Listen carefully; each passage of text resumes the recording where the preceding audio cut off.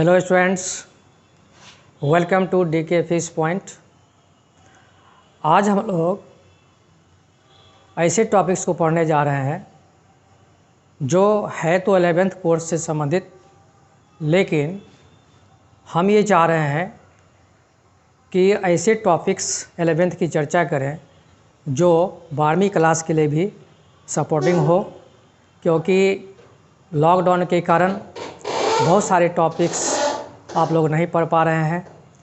तो वीडियो के माध्यम से हम आप लोगों के बीच कुछ ऐसे खास टॉपिक लेके आएंगे जो 12th में भी सपोर्ट करेगा। तो आज का जो टॉपिक्स है वह मोशन से संबंधित है, और इस मोशन चैप्टर्स के अंतर्गत हम लोग प्रोजेक्टाइल मोशन के बारे में पढ़ेंगे। तो प्रोजेक्टाइल मोशन क्या है, इसमें क्या क्या टॉपिक्स पढ़ने हैं, इसकी चर्चा हम करेंगे आज। लेकिन जो स्टूडेंट्स इस वीडियो को पहली बार देख रहे हैं या अभी तक जो इस चैनल को सब्सक्राइब नहीं किए हैं, वो पहले इस चैनल को सब्सक्राइब कर बेल आइकन को दबा दें, जिससे कि फिजिक्स से संबंधित जितने सारे टॉपिक्स आएंगे, चाहे वो 11th से संबंधित हो या फिर 12th से संबंधित हो, वो सभी वीडियो का नोटिफिकेशन आपको मिलता रहेगा। तो सबसे पहले हम लोग टॉपिक से संबंधित कुछ डिफिनीशन को पहले समझ लेते हैं। इसमें सबसे पहले हम ये जानेंगे कि प्रोजेक्टाइल मोशन है क्या, व्हाट इज प्रोजेक्टाइल मोशन। तो जब किसी वस्तु को ऊर्ध्वाधर दिशा में किसी कोण पर ऊपर की ओर फेंकी जाती है तो उसकी गति प्रक्षेप गति कहलाती है।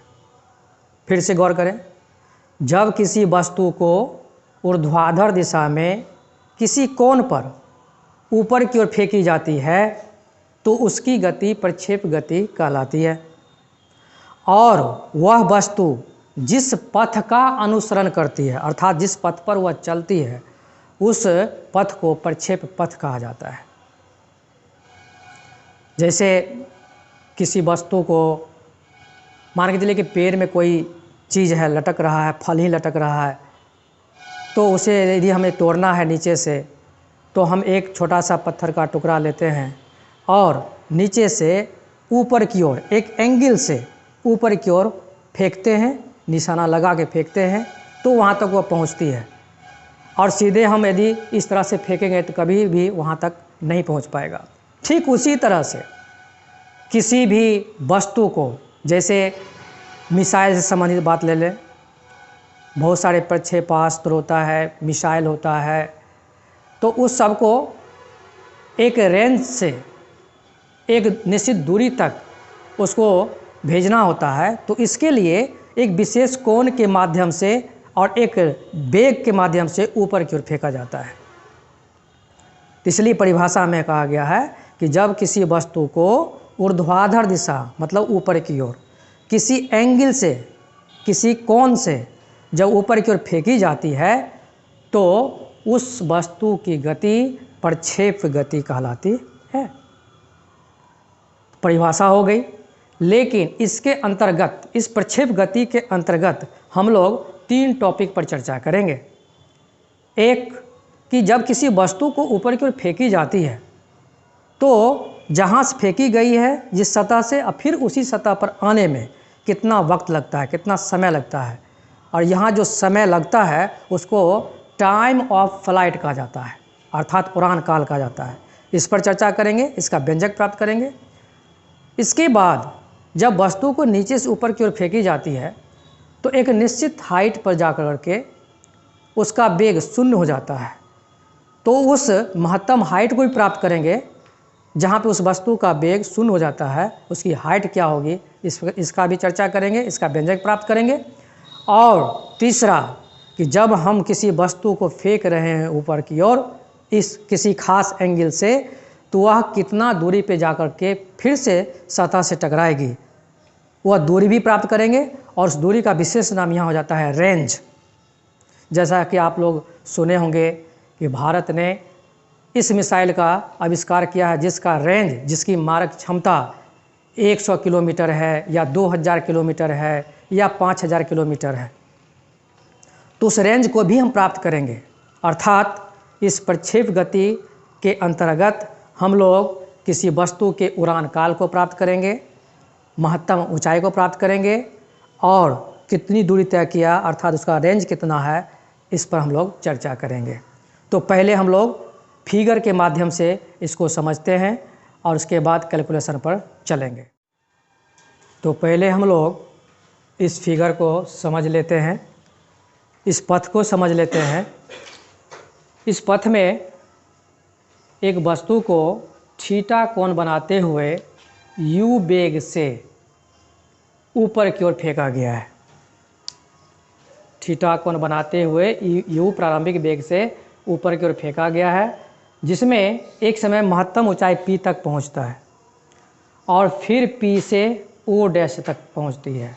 अर्थात o से थीटा कोण बनाते हुए ऊर्ध्वाधर दिशा में ऊपर की ओर गति करते हुए अंततोगत्वा फिर से सतह o डैश पर पहुंच जाती है। तो यहाँ पर O से O डैश तक आने में उड़ान काल क्या होगा, ये प्राप्त करना है। इसके बाद O से महत्तम ऊंचाई P तक पहुंचने में कितना समय लगा, इसकी भी चर्चा करेंगे और साथ ही साथ ये महत्तम ऊंचाई कितनी होगी यह निकालेंगे।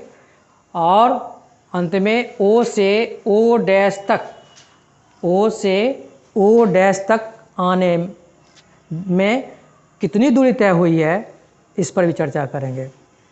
तो सपोज करते हुए कि थीटा कोण से किसी वस्तु को प्रारंभिक वेग u से ऊपर की ओर फेंकी गई है, तो यहाँ पर इस u वेग का अर्थात प्रारंभिक वेग का दो घटक हो जाता है, एक ऊर्ध्वाधर घटक और एक क्षैतिज घटक।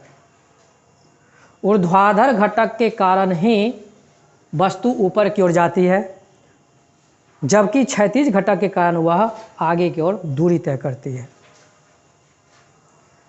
यहाँ पर u के जो प्रारंभिक दो घटक हैं वह x अक्ष की दिशा में ux बराबर u cos थीटा, जबकि ऊर्ध्वाधर घटक में uy equal u sin theta होगा। लेकिन कैसे, तो इसको हम समझ लेते हैं पहले इस तरह से। जैसे यहाँ पे देखा जाए इस आकृति में, तो यह एक ट्रायंगल का निर्माण कर रहा है और इस थीटा के लिए यह भाग परपेंडिकुलर का काम कर रहा है और नीचे का भाग बेस का, अर्थात थीटा के सामने एक भुजा ये लंब और जिस पर यह कोण बन रहा है वह आधार है। तो यदि हमें आधार प्राप्त करना हो तो, और जबकि यहाँ एक तरह से कर्ण हमें पहले से मालूम है u है, तो आधार और कर्ण का संबंध किससे होता है, cos थीटा से। तो cos थीटा प्राप्त करेंगे यहाँ पे। तो cos थीटा इक्वल इतना, सपोज थोड़ी देर के लिए हम यहाँ इसको a मान लेते हैं, इसको b मान लेते हैं, तो हम कह सकते हैं यहाँ पे cos थीटा इक्वल b/u। अब क्रॉस मल्टीप्लिकेशन करेंगे तो b इक्वल हो जाएगा u cos थीटा, जो कि पहले से यहाँ लिखा हुआ है। ठीक इसी तरह से यदि हम ये प्राप्त कर लेते हैं, इस भाग को a भाग को प्राप्त कर लेते हैं, तो हमें इस दिशा में इसका दूसरा घटक भी प्राप्त हो जाएगा। तो इसको प्राप्त करने के लिए यह लंब है और यह कर्ण की भांति काम कर रहा है, तो लंब और कर्ण का संबंध साइन थीटा से होता है। तो sine theta equal perpendicular by hypotenuse यानी लंब बटा कर्ण। तो हम कह सकते हैं यहाँ पर a/u। इसमें यदि हम क्रॉस गुना करते हैं तो a इक्वल प्राप्त होता है u sin थीटा, जो कि पहले से यह लिखा हुआ है। तो अब मेरे ख्याल से समझ में आ गया होगा कि ux equal u cos theta कैसे हुआ और uy equal u sin theta कैसे हुआ। इसे भाषा में, लैंग्वेज में लिखने की आवश्यकता नहीं है, इसे सिर्फ समझने के लिए मैंने बताया कैसे हुआ ux equal u cos theta और कैसे हुआ uy equal u sin theta. समझ में आ गया होगा। प्रारंभिक वेग u के दोनों घटकों में से एक घटक जो ऊपर की ओर है u sin थीटा, इस पर गुरुत्व बल का प्रभाव पड़ता है, किंतु वस्तु गुरुत्व के अधीन ऊपर और नीचे आ रही है, जबकि क्षैतिज घटक u cos थीटा पर कोई प्रभाव नहीं पड़ेगा, क्योंकि क्षैतिज दिशा में g का मान शून्य माना जाता है, इसलिए u cos थीटा पर गुरुत्व बल का कोई प्रभाव नहीं पड़ता है। अब हम लोग O से O डैश तक आने में कितना समय लगा, अर्थात इसका उड़ान काल क्या होगा, इसको प्राप्त करेंगे, लेकिन इसे दो चरण में प्राप्त करेंगे। पहले चरण में O से महत्तम ऊंचाई तक पहुंचने में कितना समय लगा, इसको प्राप्त करेंगे, और चूंकि जितना O से P तक आने में समय लगता है उतना ही समय P से O डैश तक आने में लगता है। तो पहले O से P तक उड़ान काल निकाल लेंगे और फिर उसी उड़ान काल को 2 से मल्टीप्लाई करेंगे, अर्थात डबल करेंगे, तो हमें O से O डैश तक आने में कितना उड़ान काल होगा यह हमें प्राप्त हो जाएगा।